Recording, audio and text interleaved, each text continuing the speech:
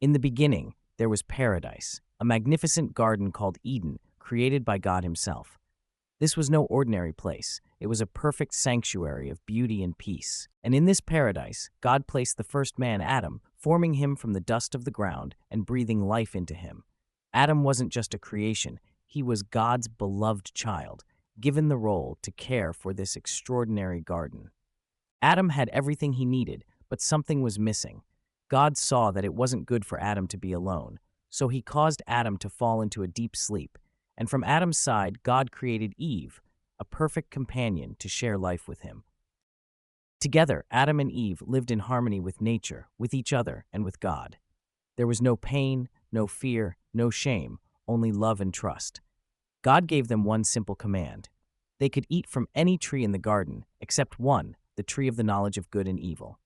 But in the shadows, a serpent appeared. This was no ordinary snake. It was Satan, the deceiver, determined to destroy the trust between humans and God.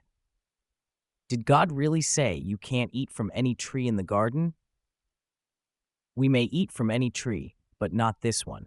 God said we must not eat it or touch it, or we will die. You won't surely die. God knows that when you eat it, your eyes will be opened, and you will be like Him, knowing good and evil. In that moment, everything changed. Their eyes were opened, and for the first time, they felt shame. They realized they were naked and hid from God among the trees.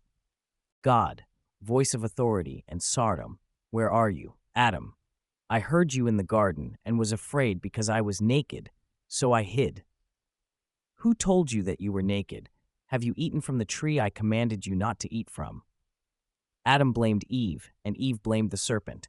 But the consequences of their choice were unavoidable. Sin had entered the world, and with it, pain, struggle, and death.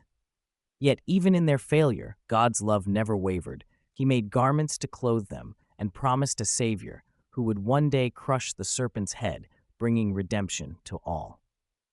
The story of Adam and Eve is not just about their fall. It's about God's relentless pursuit of His people. Even in our failures, His love and grace are greater.